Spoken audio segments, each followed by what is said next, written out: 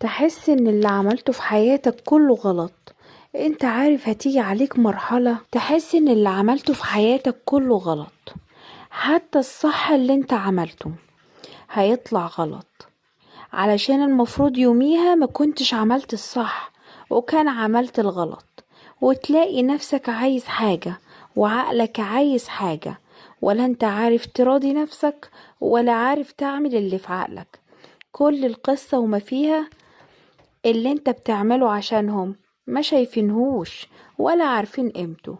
هتفضل تعافر وحدك وتعمل كل حاجة وحدك، وفي الآخر كأنك ما عملتش، وتلف وترجع تاني وتلاقي كل اللي في حياتك غلط. السلام عليكم ورحمة الله وبركاته. ازيكم عاملين ايه؟ يا رب تكونوا بخير. النهاردة ان شاء الله هنتكلم عن موضوع مهم جدا جدا. خليكم معايا وهاتوا فنجان القهوة او النسكافيه وتعالوا ركزوا معايا. هقولك شوية كلام ازاي تنظمي وقتك مع اولادك وبيتك وجوزك، كلام كتير. خليني أقولك على طريقة عملية جدا تمشي عليها. أول حاجة، حددي أولوياتك. قسمي حياتك لأربع حاجات أساسية: أولادك، بيتك، جوزك، نفسك. مهمة جدا، مش لازم كل حاجة تبقى كاملة، المهم توازن بسيط بينهم. اعملي جدول يومي بسيط مش معقد.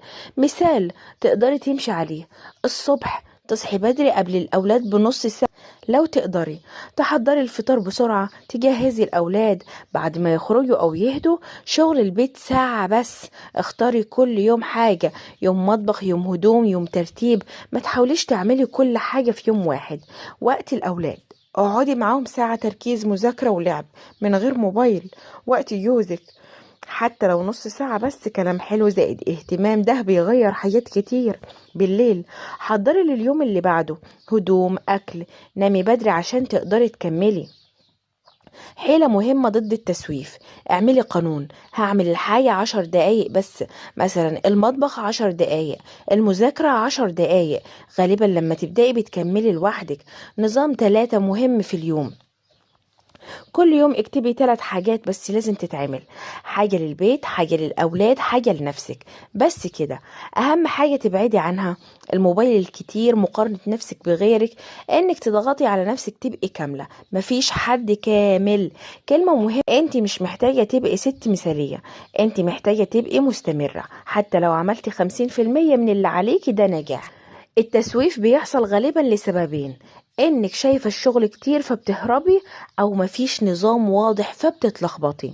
فالعلاج مش قوة إرادة، العلاج تنظيم ذكي. طريقة: ابدأي من أسهل حاجة. بدل ما تقولي عندي بيت كامل أنضفه، قولي هظبط السرير بس. عندي مذاكرة كتير للأولاد، هحل معاهم سؤال واحد. العقل لما يلاقي الحاجة سهلة بيبدأ، ولما يبدأ بيكمل لوحده. نظام روتين ثابت بيساوي راحة دماغ. اعملي يومك شبه بعض كل يوم عشان ما تفكريش كتير. مثلا من 9 ل10 يساوي شغل البيت، من 12 ل1 بيساوي راحة وأكل، من 3 ل4 الأولاد، من 7 ل8 جوزك. لما يبقى عندك مواعيد ثابتة مخك بيشتغل أوتوماتيك. قاعدة: ما تسيبيش الحاجة تكبر. أي حاجة تاخد أقل من 5 دقايق اعمليها فورا، زي غسيل، تطبيق، لم هدوم، ترتيب. إيه ده بيمنع تراكم الشغل اللي بيخليكي تكسلي. اشتغلي بنظام مؤقت: 25 دقيقة شغل، 10 دقايق راحة. اعملي كده 2 أو 3 مرات في اليوم، هتنجزي أكتر من غير ما تحسي بتعب. قللي التشتت. أكبر سبب للتسويف الموبايل. جربي تحطيه بعيد وقت الشغل أو تفتحيه في وقت معين بس، هتتفاجئي قد ايه وقتك كان بيضيع. اهتمي بنفسك مش رفاهية، وانت تعبانة كله هيقع. اعملي حاجة بسيطة لنفسك يوميا: قعدة هادية، شاور، فيديو بتحبيه، حتى 20 دقيقة بس هتفرق جدا.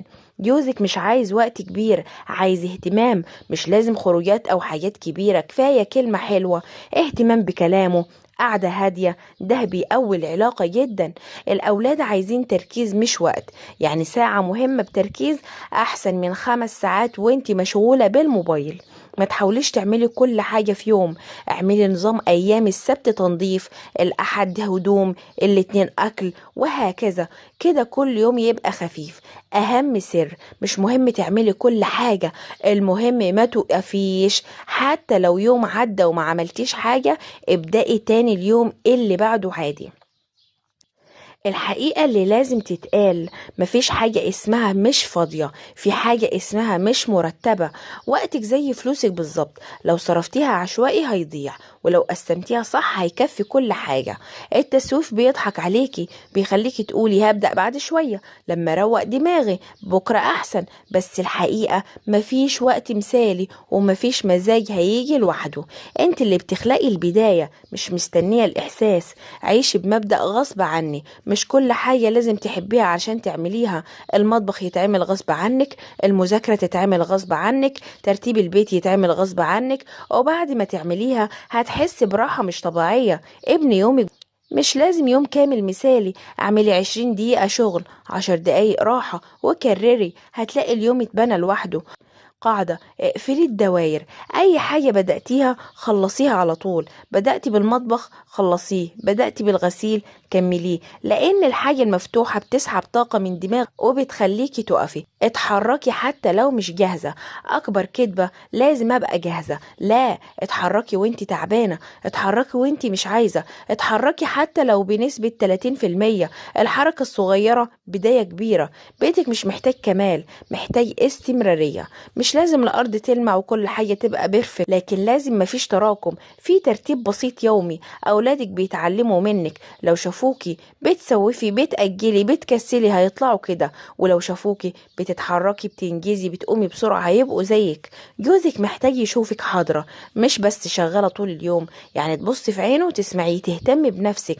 مش عايز بيت نظيف بس، عايز زوجة حاضرة. بصراحة بقى، كل يوم بيعدي وانت بتسوفي هو يوم بيتخصم من عمرك ومن راحة بالك. انت مش هتفضلي دايما عندك نفس الطاقة، فابدأي دلوقتي مش بعدين. التحدي الحقيقي، جربي بكرة تعملي 3 حاجات بس، حاجة في البيت حتى لو بسيط، قاعدة مركزة مع أولادك، اهتمام بجوزك أو بنفسك، ولو عملتيهم يبقى يوم ناجح 100%. آخر كلمة، مش عايزاكي تبقي مثالية، عايزاكي تبقي ست بتقوم بسرعة مهما وقعت. ولو عجبكم الفيديو ما تنسوش تعملوا لي الاشتراك وتعملوا لي اللايك وتشتركوا في القناة وتفعلوا زر الجرس علشان يوصل لكم كل ما هو جديد في القناة. وعايزة اشوف تعليقاتكم الحلوة.